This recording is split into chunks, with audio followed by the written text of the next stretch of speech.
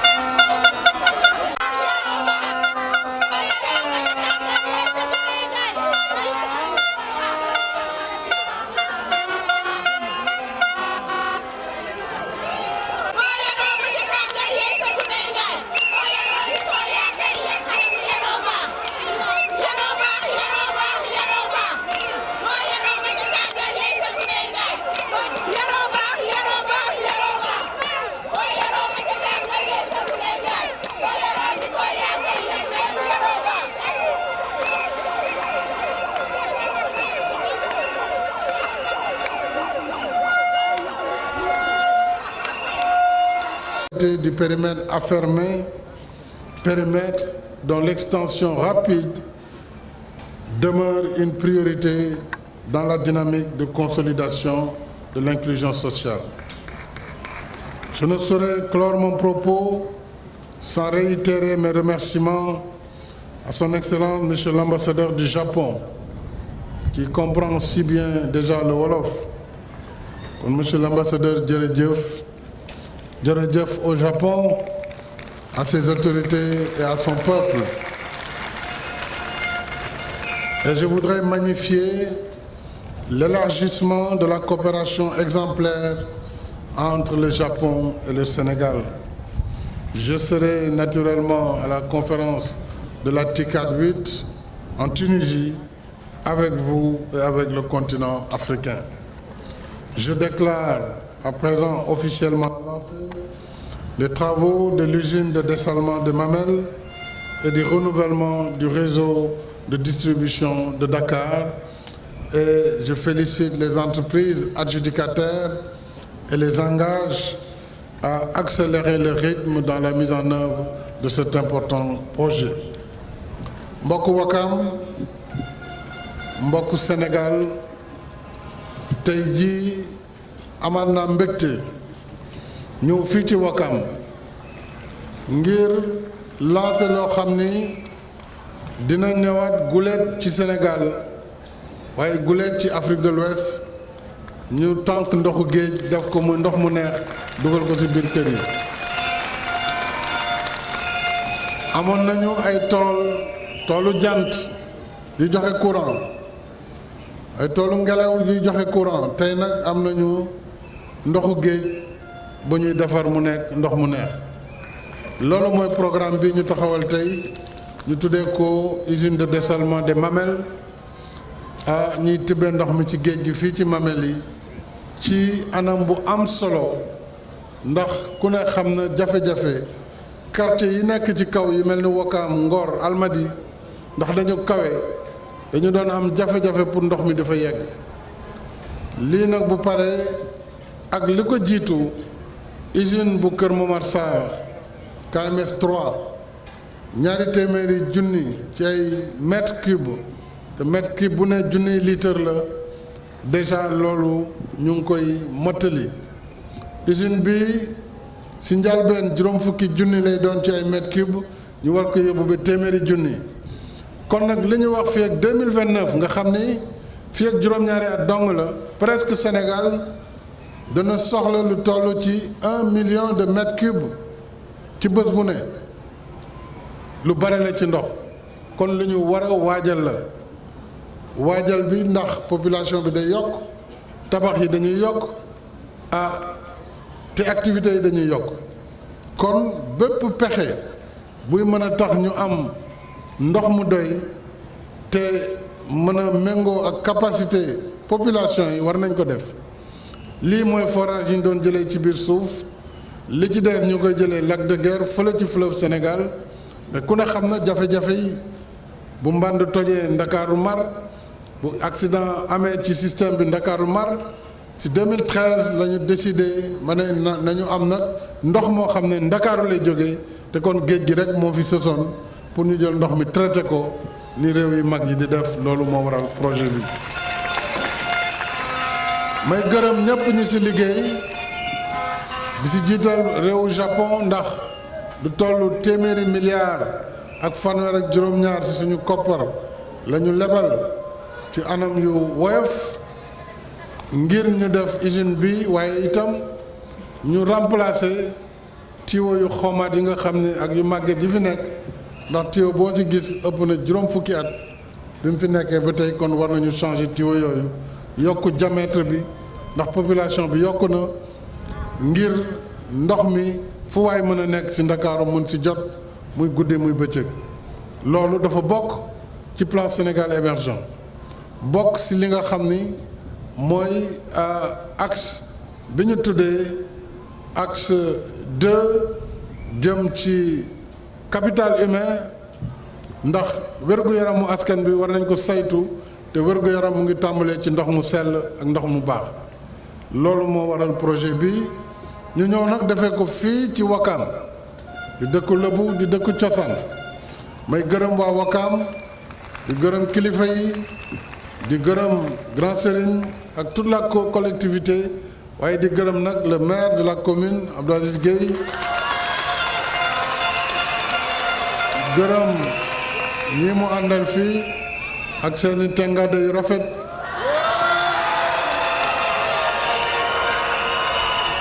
ma gërëm itam les notables et responsables politiques de Wakam dont l'ancien maire de Wakam M. Samba Bathily Diallo et tous les responsables politiques de la localité ñoom ñëpp sans exception maa ngi leen di nuyu di leen gërëm di wax nag monsieur le maire lii tàmbali la ndax Wakam nangu nañu fi def fi stade pour US Wakam dispensaire bi wax nga ko waaye rénovation jumaa ji tam tàmbali na suñu loxo ngi ci te dinañ leen ci gunge kon nag maa ngi mujjee rek ci di wax directeur général SONES ak entreprise yi nañu bàyyi xel toujours fi ñuy liggéeyee ndaw ña fa nekk ñu tàggat leen muy góor muy jigéen koo formé mën na bokk ci liggéey bi pour que ñu jox leen as quota soo xam ni dana leen permettre ñoom it ñu bokk ci liggéey bi pendant la construction et pendant la phase de développement maa ngi leen di nuyu di leen sant wa salaam.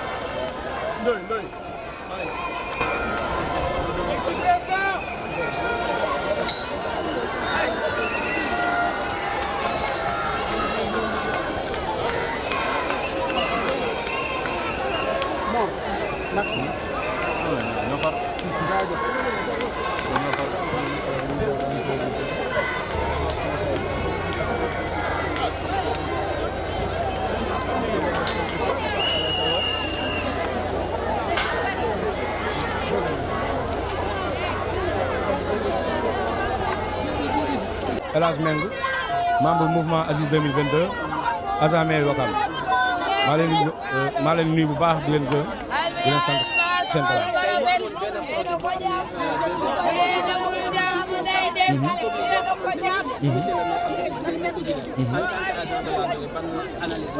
waaw am nañ si mbégte ak contentement bu rëy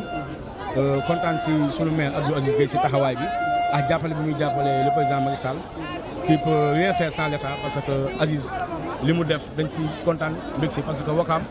amuñu ku dul Aziz Gueye et en plus dafa ñëw pour soutenir le président Macky Sall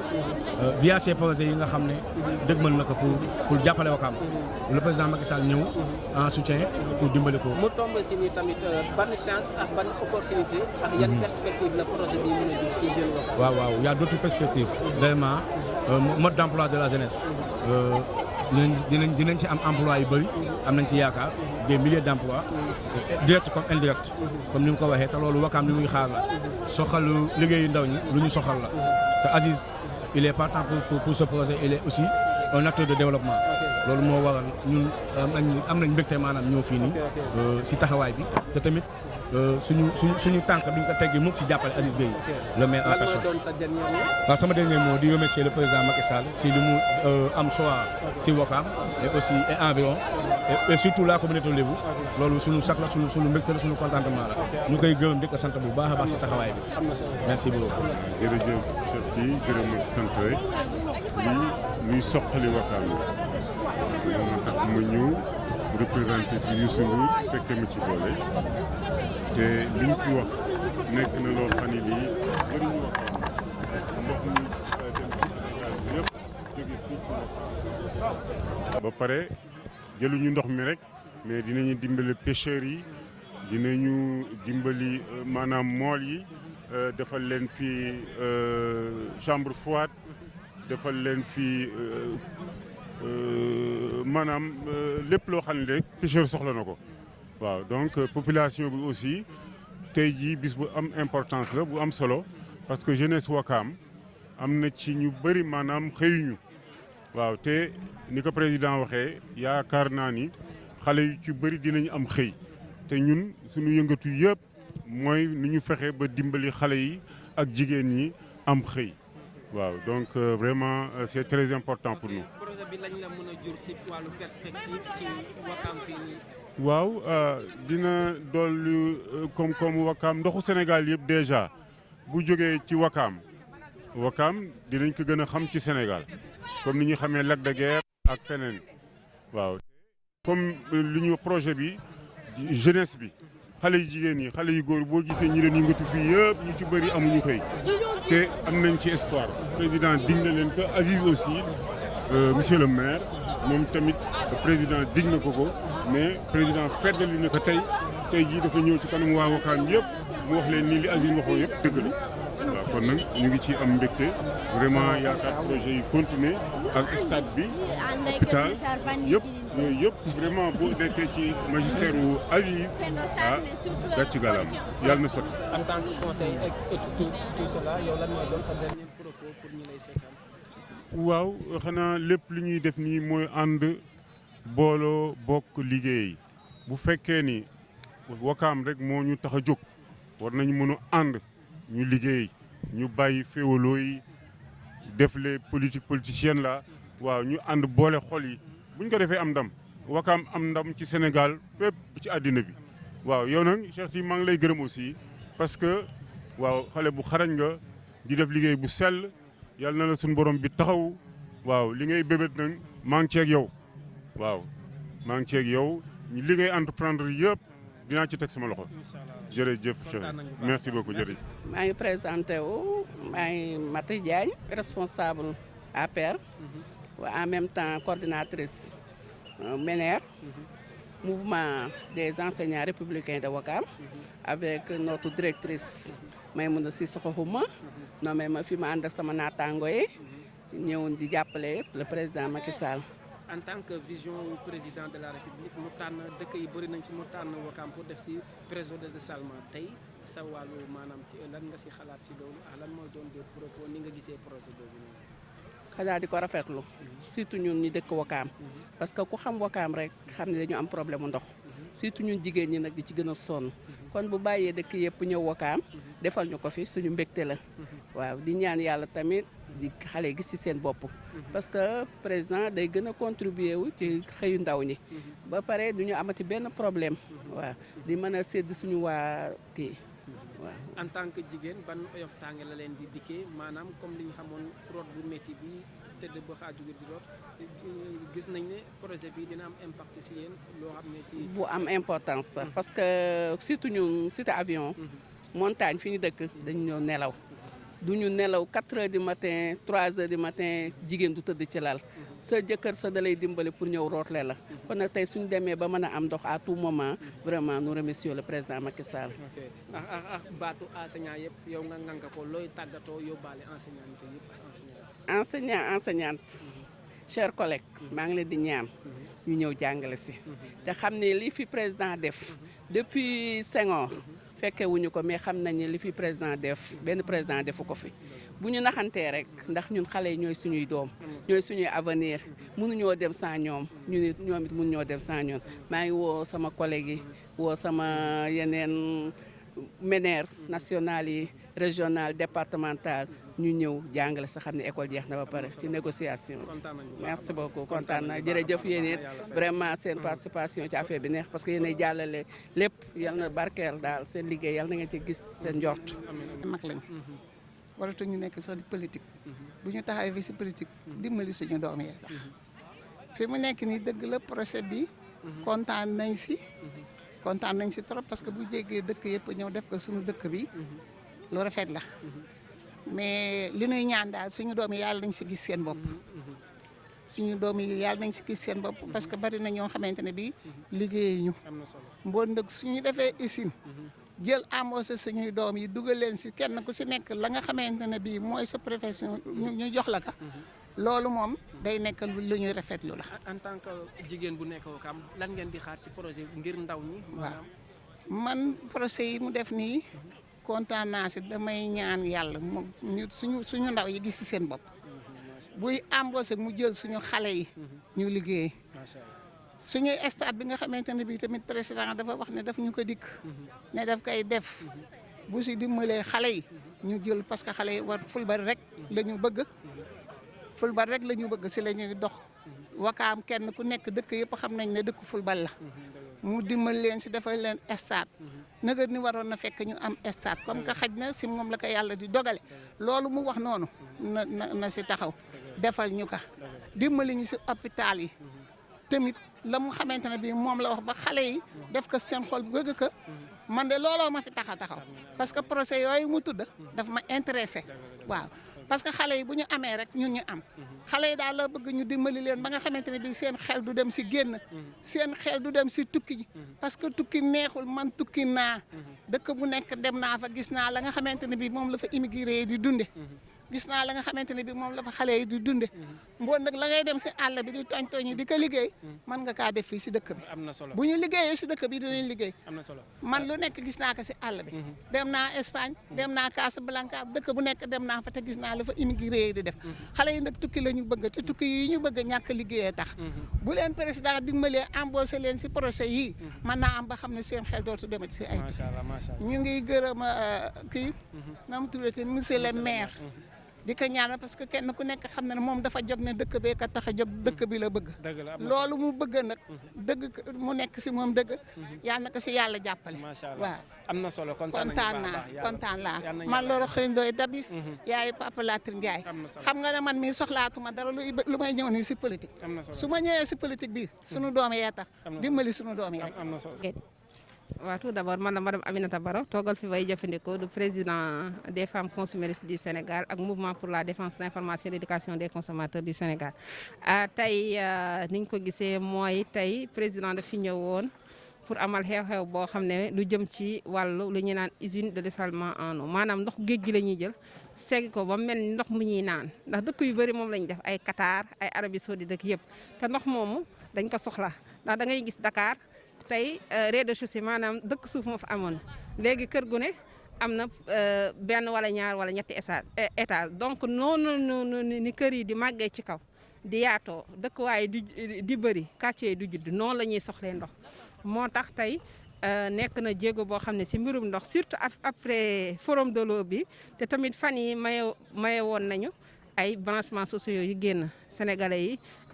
yëg nañ ko muy lu bees donc nekk na lu am importance ba nga xam ne way jëfandiku yi dinañ ci gis seen bopp maanaam dinañ am ndox mu doy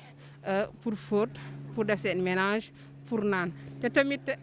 ñi dëkkoon ci kaw ndox mi dina mën a yéeg ci kaw waaw. tey lu projet bi noo ko gisee ni nu mu nar a ban impact la nar a am ci xale yi ci jeunes yi bëgg a liggéey. très bien dina am impact bu bari ndax projet bi biñ koy def. dañoo dajale góor ñi ak jigéen ñi surtout ñu dëkk ci gox yi ñu wutal leen ay projet ñii ñu defal leen ay poissonnerie maanaam fi ñuy jaayee jën ñii ñu jël defal leen ay jardin pour tamit ñeneen ñi pour toppatoo environnement bi ni mu waree. léegi am na tamit li ñu naan emploi des jeunes parce que boo nee investissement rek ne emploi parce que xam nga fii ay nit ñoo koy tabax ñiy def génie civil ñëpp a ngi fi ñi def ressources humaines ñëpp a ngi fi ñëpp ay techniciens yëpp a ngi fi ay ingénieurs lépp a ngi fi loo xalaat mi même ay restauratrices sax ñi ngi fi parce que ñii di liggéey fii ñoom ñoo leen di jaay ñëpp a ngi fi ay chauffeurs yaatu donc am na impact bu mag li ñu naan si wàllum xëy ndaw ñu ak xëy maanaam doomu aadama yi nekk Sénégal te yittewoo ko. bon luy sa dernier mot kon ak ñan ngay gërëm. donc man su ma amee ñu may gërëm mooy askan bi. bi leen ko yombalal ndax suñu bañoon ñu ne fii kenn dafay def usine bi ñoom ñoo fi moom duñ ko fi def ñaari dañoo ubbeeku jàppale projet bi nekk ñett ñi ñuy gërëm mooy SONES travaux boo fi gis muy CAMES 3 muy usine de dessalement foo dégg muy Tassette muy Bayax muy Ñiit muy Kédougou SONES mooy maître d'œuvre bi moom mooy ndeyu mbind gi di gërëm tamit ministère bi président mi ko appuyé nag ba accordé ba tax li am tamit ñu ngi koy gërëm waaw ndax vision am dafa xóot moo tax bi SONES indee vision am mu ànd ci te tamit mooy ngëneelam ndax loolu lañ ko fi tegee ñun tamit ñu ngi koy delloo njëkkal tamit bëgg-bëggam boobu ci mbirum ndox nga xam ne ñun dootuñu ci am problème ñu ko si jaajëfal. d'accord jaajëf. Alors pour les présentations donc moi je m'appelle Siaka Sadio je suis ingénieur à la SONES détaché au projet de dessalement d'eau de mer de Dakar.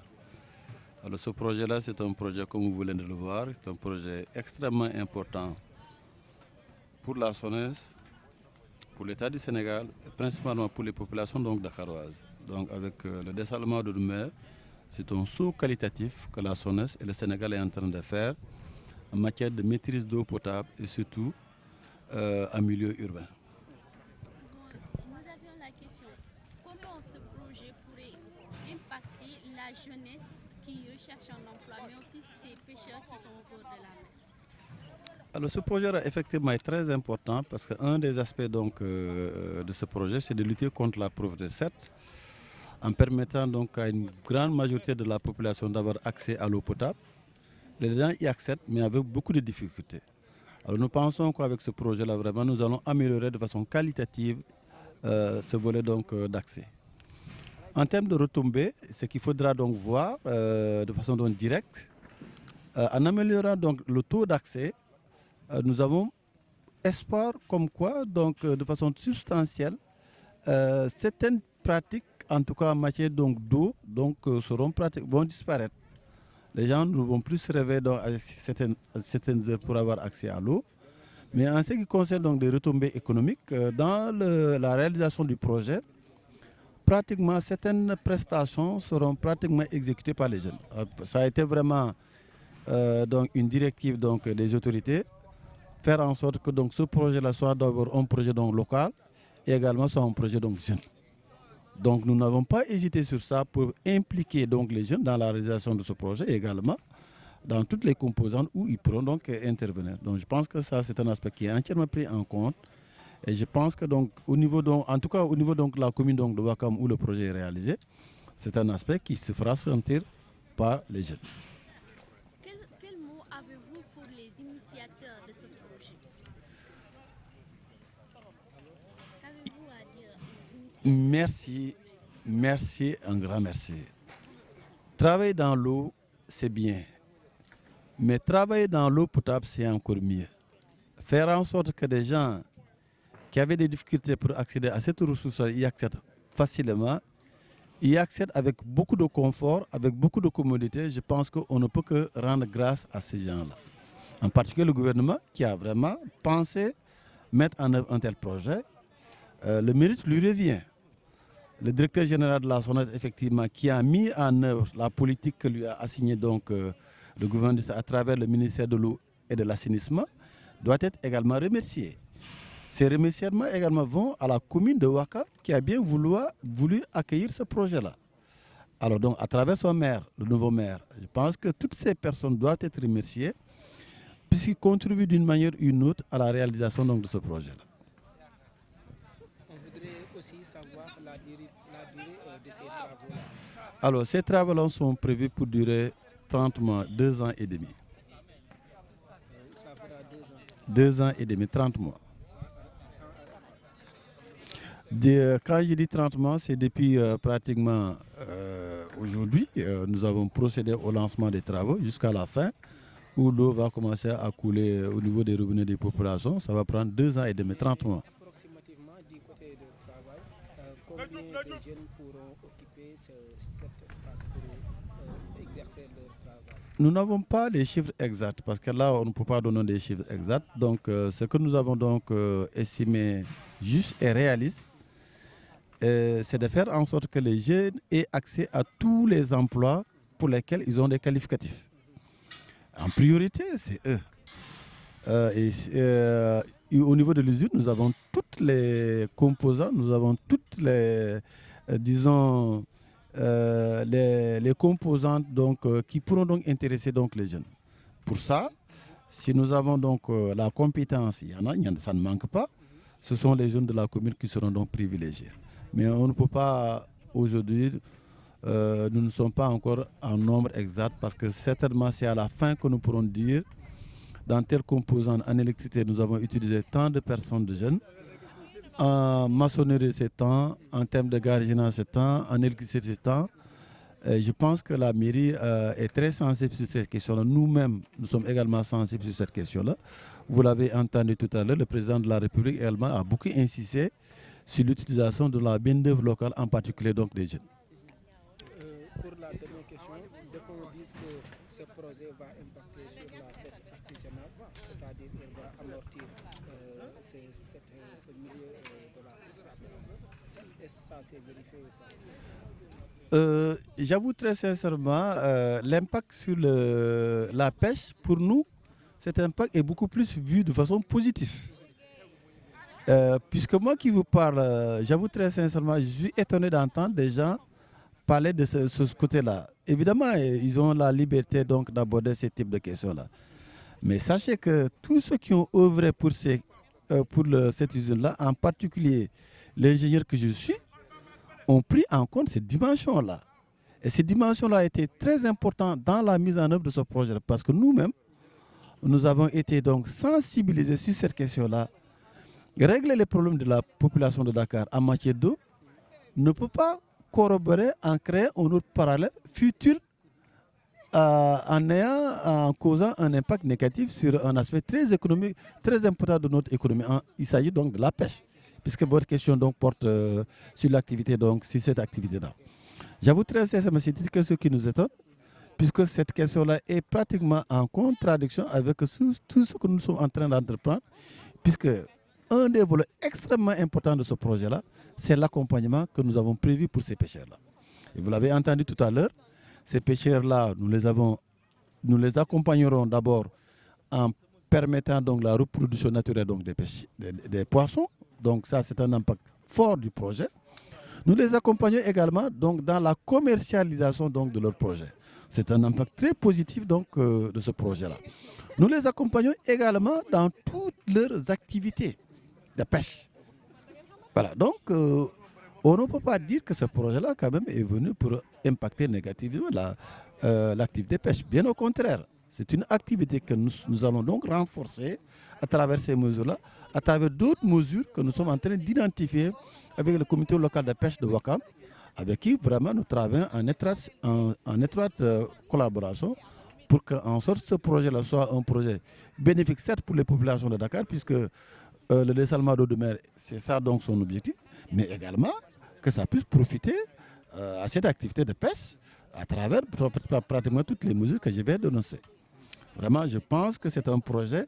qui va beaucoup profiter donc aux pêcheurs et non le contraire. Mais aussi, quel serait votre dernier mot?